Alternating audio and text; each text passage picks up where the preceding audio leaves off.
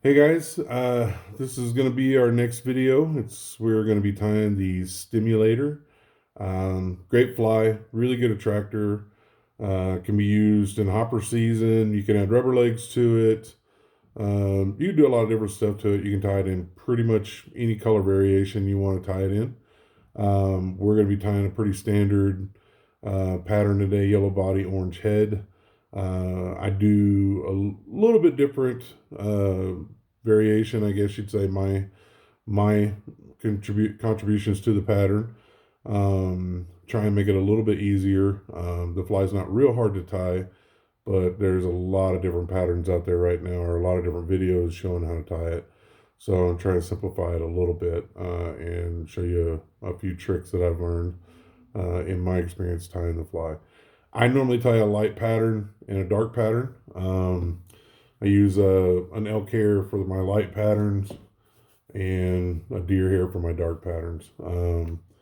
And add a little bit extra to it, but we'll go through that. So let's get started. Okay, so I am going to be tying with an 8/0 thread. This is a uni thread. I like uni when I'm needing to put a little bit more torque on the thread. Just seems to have a little bit more tensile strength than say the UTC thread. Um, so just gonna kind of run my thread down close to the bend of the hook, just laying a thread base, which is always good. Gives you a little bit more control over your materials, I think. So right about there. Um, some guys that tie this fly, you'll see they'll build a big bump right here to help flare the tail. I don't normally do that. You can. There's nothing wrong with it. That's just about where I start mine right there. We're going to tie the light one tonight, so we're going to be using elk hair. So you will need a stacker. Um, on the tail, you can get too much hair. That is one thing when you're learning to tie with hair. Usually a little less is better than a little more. Um, so I'm going to start out with a pretty good sized clump there. We're just going to hold it by the tips, pull out all the small stuff and the underfur. Elk does tend to have quite a bit of underfur in it, just because they live in a pretty cold climate, more so than say coastal deer, which doesn't usually have that much. Um, so we're going to whittle this down a little bit. I don't need quite that much. We'll stack that.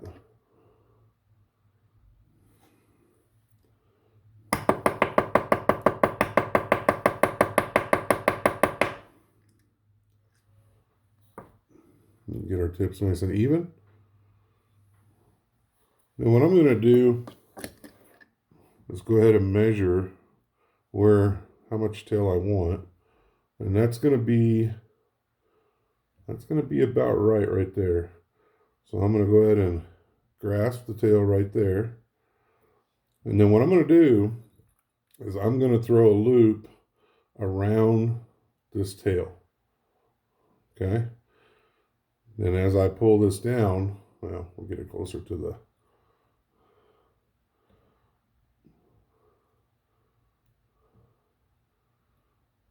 Then I'm going to bring this right down onto the hook, start to tighten that up.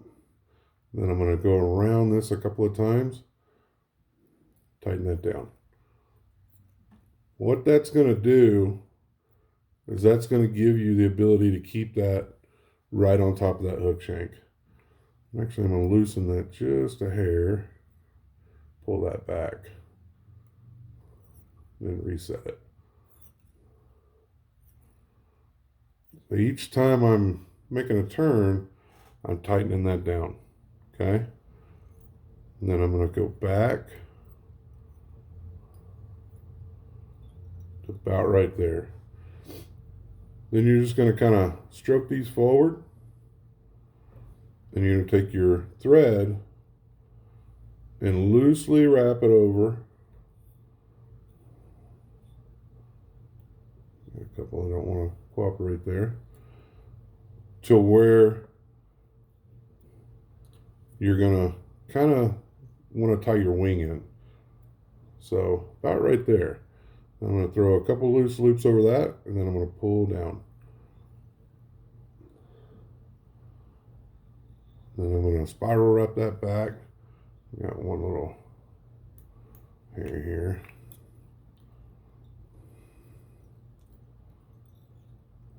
Okay, come back. Now I'm going to grab the ones that are on top, trim those down.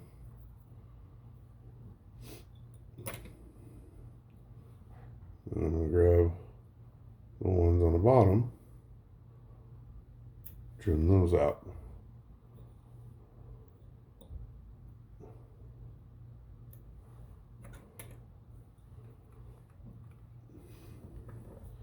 Get that one that got trapped in there.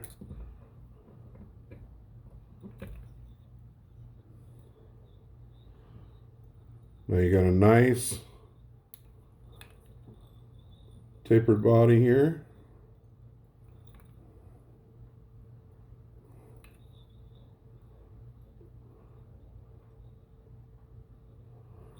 Okay. Now we're going to need a piece of very fine wire, and I had a piece sitting here. Of course, now it's gone, but well,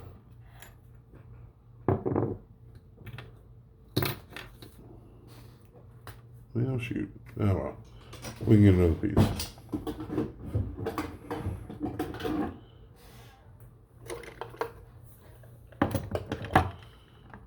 I don't really have a size on this.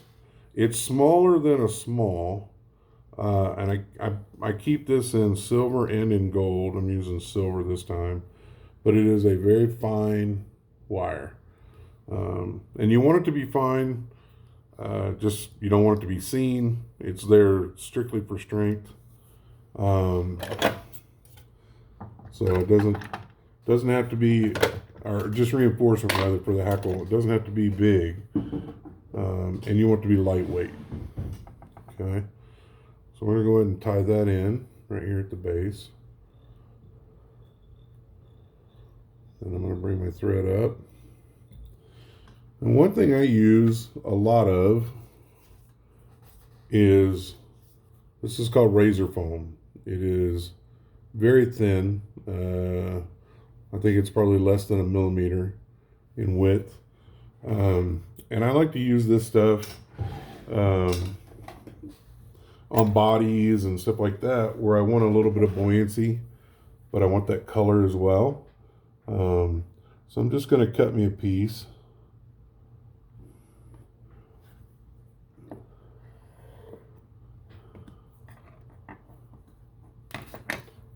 And I cut the piece tapered, so tapered down to a point.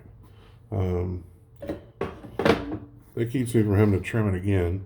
And this is going to be our body. So we're going to tie this in here. I'm going to stretch this out a little bit as we go down and tie it in. We're going to get it right there, the end of the bend. Bring our thread back up. And we're going to start our wraps. And just lightly overlapping your last wrap. And it's going to build the body up.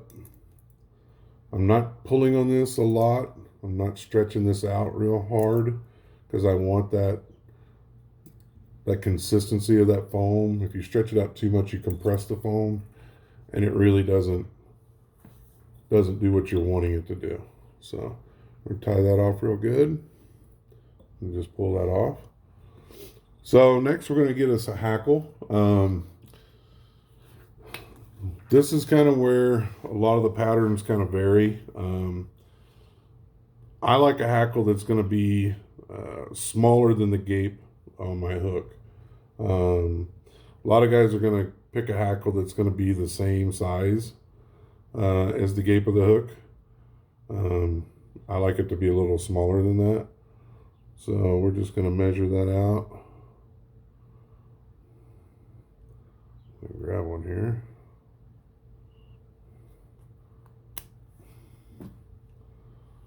So we'll put that up there. It's about the gape of the hook, maybe a little bit smaller. So we're going to trim this up a little bit, get it ready to tie in. And we're going to tie this in just like we would a regular dry fly hackle. Always tie it in the way you want to wrap it.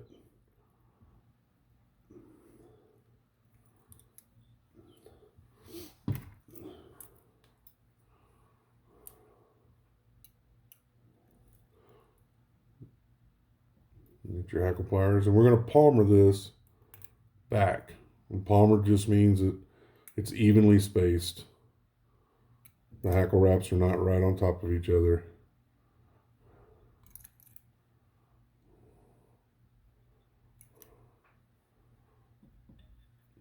Then we're going to take our wire that we tied in earlier, and that's what's going to tie this down. Okay? And then you're just going to wrap it like you normally would going forward.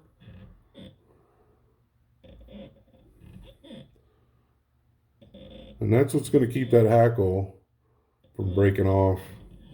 You know, trout have pretty sharp teeth.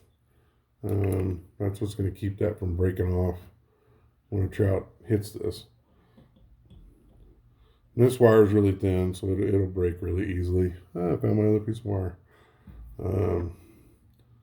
Let's trim this out real good.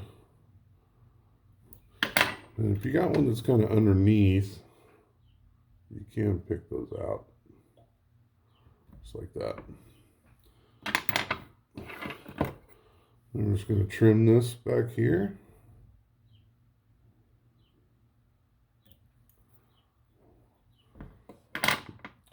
So next we're going to tie in the wing. We're going to use the same method of tying. Maybe a little bit more hair on the wing than we had on the tail.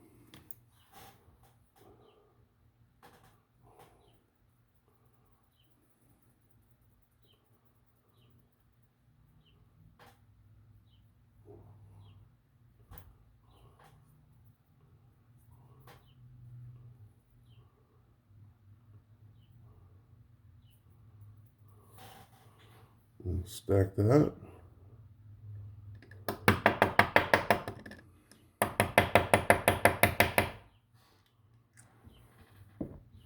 We got our tips all nice and lined up there.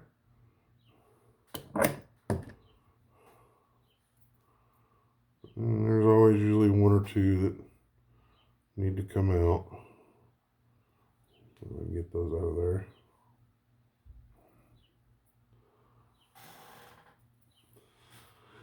So the wing on my flies, I like to be just a little bit shorter than the tail. So about right there is going to be perfect. Again, I'm going to grab that, lay it right up there. Actually, I'm going to throw that loop over again. We're going to kind of pull that down and throw our loose loop over, and pull tight. Cinch that in. Take a look. Now, that didn't come out the way I wanted it to, and that's okay. You can always back off and do it again. It doesn't always come out the way you want it to. Sometimes you got to reevaluate and redo. Okay? So we'll lay that back up there again. Actually, let's restack that. Let's get everything back in order.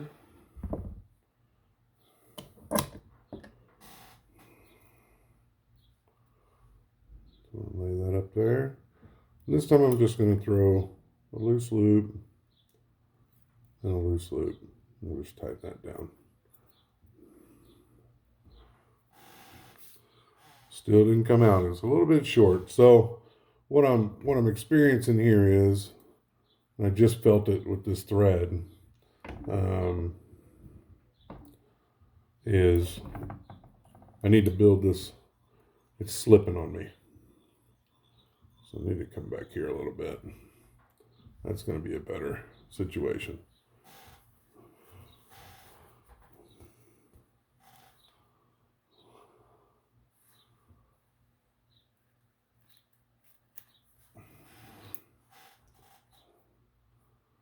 We'll try it again. And sometimes this is the way it works. I've been tying for a really long time, and sometimes it's so easy that you wonder why everybody's not doing it. And sometimes you walk away going, I don't know how that works. All right. We'll lay that there. That's about right. We'll throw our loose loop over. Loose loop over. We'll tighten that down.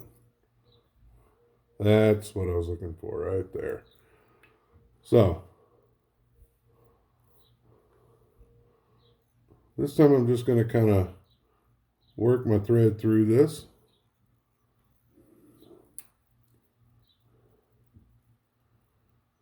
I know that looks like a god-awful mess, but we're going to trim this up. One thing you got to realize when you're working with hair, it's a mess. No matter how you look at it, it's a mess when you're spinning hair. First flies I ever tied were spun deer hair streamers. I think the Muddler Minnow was the very first fly that I ever tied. A young man named Clint Farah, I was in school with him, taught me how to tie. And because we didn't have trout where I lived, and we had bass and bluegill. And so that's what we tied, because that's the fish we had to fish for.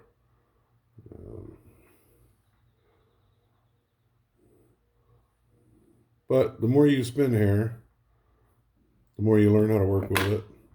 And if you've never spun deer hair before, it's an experience. And it's fun. So now we're just going to kind of cover this up. I'm not going to get too crazy with it. Here's where a lot of the flies that you'll see online are dubbed. And you can certainly use dubbing. There's nothing wrong with it. It works very well. And I've dubbed the heads on these flies as well at times. But the way I'm about to show you has worked out pretty well for me. And it's very durable, which is one of the reasons I went to it. It stays together very well. I'm just trying to get that. I got a straggler there. It's driving me crazy. This is Antron yarn. This is, I don't know what gauge this is. It's not very thick. It comes pre-spooled. And I'm not going to use this whole thickness. We're going to split this. So basically the easiest way to split it is just start running your scissor through it. Kind of pick a spot where and you're just going to kind of start working your way through it.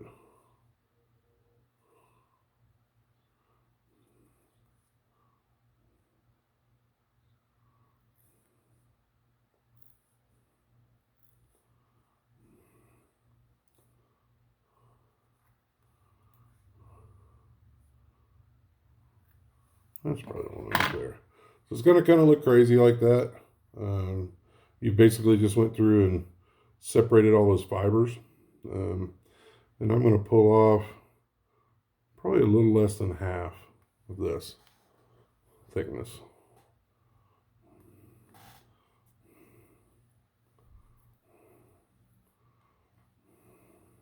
Okay. And trim this up and square it up.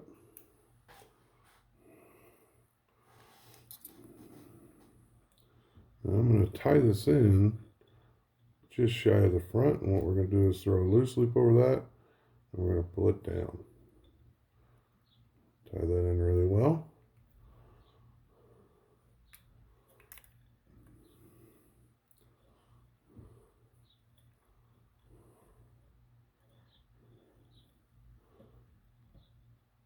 No. And then we're going to bring this back. Actually, we forgot to tie our hackle in, so we're going to back this off.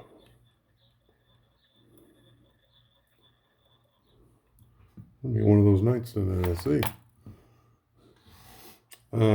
This is a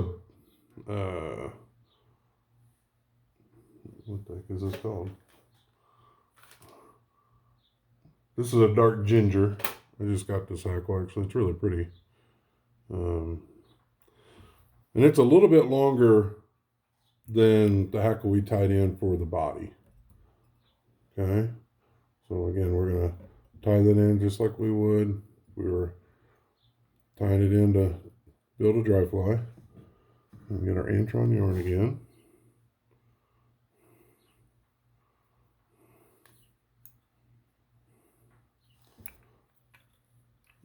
Throw a loose loop over.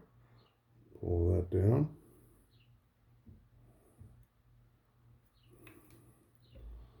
All right. We're going to start tying in our, there we go. I don't want that big bump there. We're just going to kind of work this back and forth till we get the what we're looking for as far as shape. And that's pretty good right there.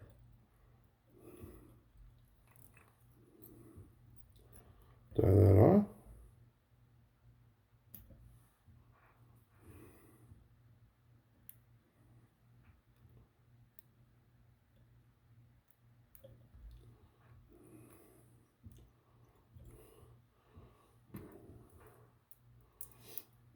Let's start our hackle.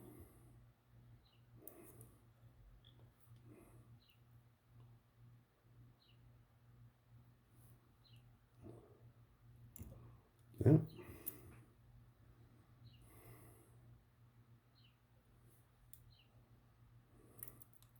Okay. That's slipping on me.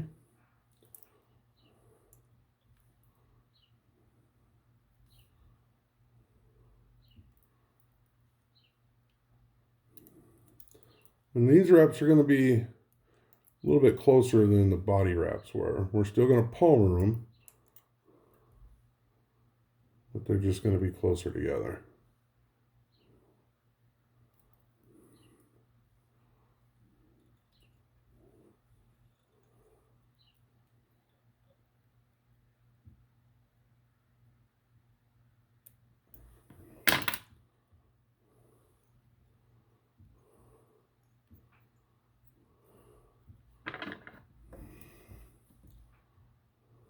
There we go.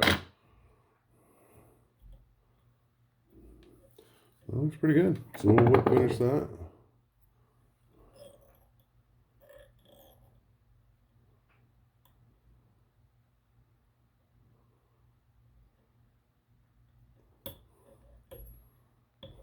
Let's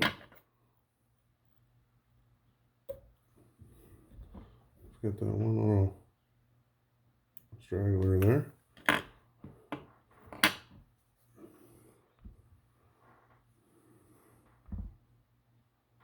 And that's it, guys.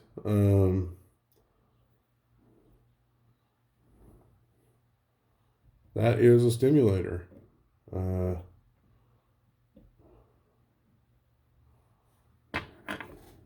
hair there that's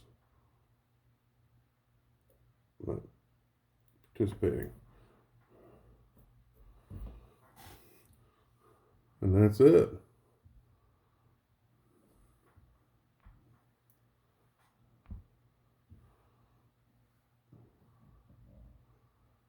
Good fly, great fly to attract fish. Great dry dropper fly. Putting a bead head underneath. Um, I think the fly was initially, and I don't know this for sure, but I think the fly was initially designed as a stonefly pattern,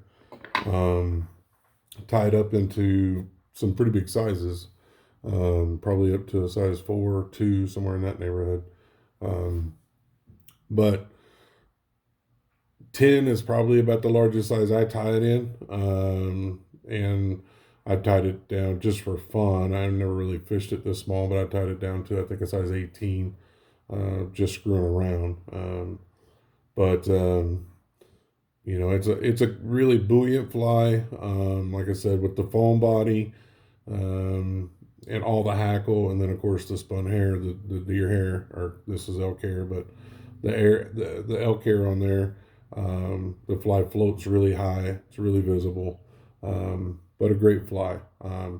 You can add rubber legs to this. You know, it's you can tell I haven't tied one of these in a while, so I didn't attempt the rubber legs tonight. But basically, your rubber legs would come. The back leg would stick out here, and the front leg would stick out the front of the fly. And that's the way you would tie the rubber legs in. So you would tie those in before you tied the hackle in, and before you tied this orange in. So they would lay underneath that, and then you could trim them to whatever length you wanted. Usually they're, you know, up to here on the front, and then the length of the body on the back. So, like I said, great fly, great springtime fly if you're doing dry dropper. Good fly to imitate hoppers. Just a really good all around fly. Like I said, I would recommend a light in the dark. I don't know how much of the body color I would change. I normally just change the hackle and the wing. The front hackle would be like either a mix brown grizzly or just grizzly with a brown body hackle. So not a lot different than this. So hope you enjoy. Please leave some comments. Love to hear some critique. I'm new to this video thing, so hopefully it's coming through where you're kind of getting some benefit from it. But any advice would help. So I appreciate it. Have a good night.